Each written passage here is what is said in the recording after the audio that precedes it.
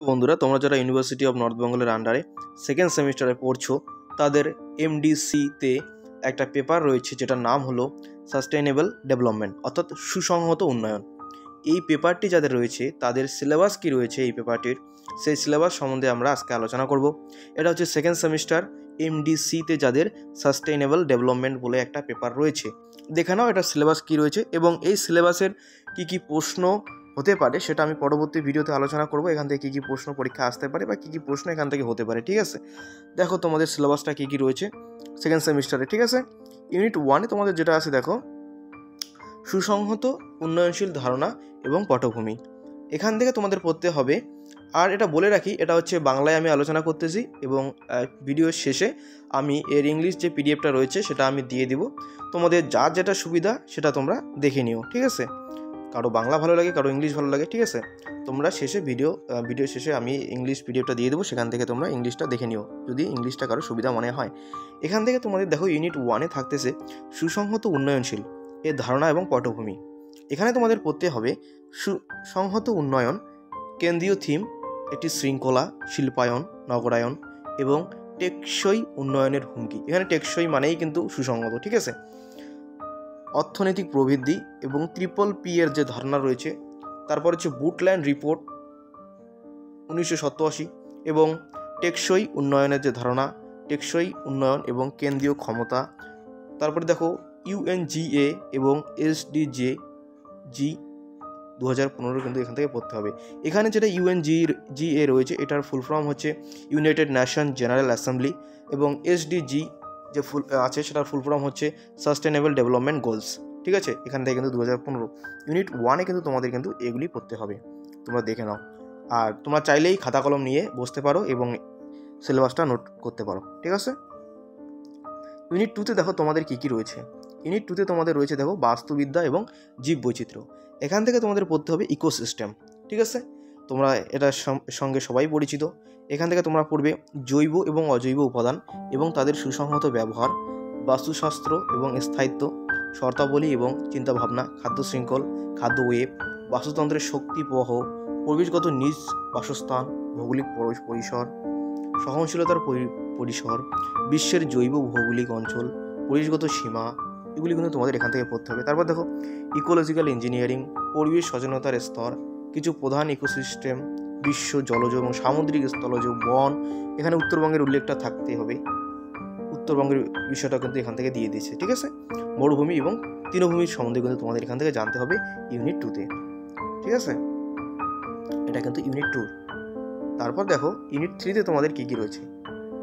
Unit 3-তে দেখো, unit 3-তে তোমাদের এখানে পড়তে হবে জীব বৈচিত্র্য রয়েছে, জীব বৈচিত্র্যের সংরক্ষণ এবং সুসংহত উন্নয়ন লক্ষ্য। এখান থেকে তোমাদের পড়তে হবে ইউনিট 3-তে জীব বৈচিত্র্যের হ্রাসের যে কারণ রয়েছে সেটা পড়তে হবে, জীব বৈচিত্র্যের সুসংহত ব্যবহারের কৌশল তোমাদের পড়তে হবে, বিপন্ন প্রজাতি যে রয়েছে এবং তাদের যে সুসংহত যে অর্থাৎ টেকসই যে সংরক্ষণের প্রয়োজন সেটা তোমাদের পড়তে হবে, বিশ্বের প্রধান জীববৈচিত্র্য অঞ্চল পড়তে হবে, জীববৈচিত্র্যের হটস্পটগুলি পড়তে হবে, বায়োমিমেটিক্স এবং টেকসই উন্নয়ন মানেই কিন্তু এটা হচ্ছে সুসংহত উন্নয়ন, বিশ্বব্যাপী জীববৈচিত্র্যের ক্ষতির যে পরিপ্রেক্ষিতে টেকসই উন্নয়নের যে লক্ষ্য সেটাও তোমাদের পড়তে হবে, জীববৈচিত্র্য ক্ষতি, ইকোট্যুরিজম পড়তে হবে এবং উত্তরবঙ্গের টেকসই উন্নয়ন অর্থাৎ উত্তরবঙ্গে যে সুসংহত উন্নয়ন রয়েছে এবং ইকোট্যুরিজম রয়েছে সেটা কিন্তু তোমাদের পড়তে হবে।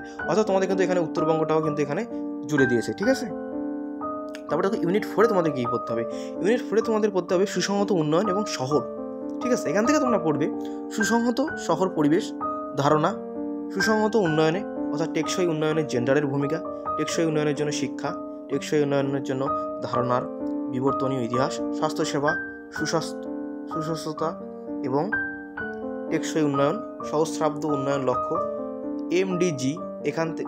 এখানে যেটা তোমাদের ফুল ফর্ম রয়েছে যেটা দেখো মিলেনিয়াম ডেভেলপমেন্ট গোলস। ঠিক আছে, থেকে টেকসই উন্নয়ন লক্ষ্য এবং SDG, এটা তো বললামই তোমাদের সাস্টেনেবল ডেভেলপমেন্ট গোলস এজেন্ডা 2030টাও কিন্তু তোমাদের এখান থেকে পড়তে হবে। ইউনিট 5-এ দেখো তোমাদের কী কী রয়েছে। ইউনিট 5-এ তোমাদের রয়েছে দূষণ এবং সুসংহত উন্নয়নের উপর এর প্রভাবটা কী রয়েছে সেটা কিন্তু তোমাদের পড়তে হবে। এখানে তোমরা পড়বে সবুজ আন্দোলন, সবুজ বিল্ডিং, বায়ু দূষণকারী কণা, পদার্থের প্রকারভেদ এবং স্থায়িত্বের জন্য হুমকি, বায়ু, পানি, মাটি, শব্দ দূষণের কারণ। ঠিক আছে, এর বিস্তৃত ধারণা, উচ্চ দক্ষতার কণাবায়ু HEPA, এটার ফুল ফর্ম হচ্ছে তোমাদের হাই এফিসিয়েন্সি পার্টিকুলেট এয়ার, ঠিক আছে, এবং অতি নিম্ন কণাবায়ু ULPA, এটার ফুল ফর্ম হচ্ছে ultra low particular air filter, নিয়ন্ত্রণ সরঞ্জামের উপযোগিতা, gravity settling chamber, cyclone separator, wet collector, fabric filter, venturi scrubber, ঠিক আছে। তারপর দেখো ইলেকট্রোস্ট্যাটিক প্রেসিপিটেটর, ঠিক আছে, এটা কিন্তু তোমাদের এখান থেকে পড়তে হবে। কয়লা এবং তেলের যে ডিসালফারাইজেশন সেটাও কিন্তু তোমাদের পড়তে হবে। তাপ দহন দ্বারা নাইট্রোজেন অক্সাইড নিয়ন্ত্রণ, এটাও পড়তে হবে। অনুঘটক জাল স্ট্যাক এর যে ধারণা এবং অর্থ রয়েছে এটাও কিন্তু তোমাদের এখান থেকে পড়তে হবে। এবার দেখো এগুলি কিন্তু ইউনিট 5-এ ছিল। এবার দেখো ইউনিট 6-এ তোমাদের কি হয়েছে, সুসংহত এবং নির্বাহ। এখান থেকে তোমাদের পড়তে হবে সুসংহত এবং এর কারণগুলি, স্থায়িত্বের প্রয়োজনীয়তা, খাদ্য নিরাপত্তা এবং কৃষি, পুনর্নবীকরণযোগ্য সংস্থান, জল এবং শক্তি, অনবীকরণযোগ্য সংস্থান, সুসংহত দ্বন্দ্ব, ক্লিনিক্যাল অর্থনীতি এবং উন্নয়ন, টেকসই উন্নয়নের লক্ষ্য, তহবিল, টেকসই উন্নয়নের জন্য সরকারি বেসরকারি অংশীদারিত্ব, বেসরকারি সেক্টর, উপদেষ্টা গ্রুপ, টেকসই উন্নয়ন ম্যাট্রিক্স। এখান থেকে কিন্তু তোমাদের এটাও করতে হবে ইউনিট 6-এ। এটা দেখো তোমাদের ইংলিশ সিলেবাসটা, ঠিক আছে, ইংলিশের যে পিডিএফটা রয়েছে সেটা সিলেবাস, বাংলাটারই ইংলিশটা, ঠিক আছে, তোমরা দেখে নাও এখান থেকে, চাইলে তোমরা এখান থেকে স্ক্রিনশট নিতে পারো, দেখে নাও তোমাদের সিলেবাসে কি কি রয়েছে। আমি তো বাংলাটা আলোচনা করলামই, দেখো এখানে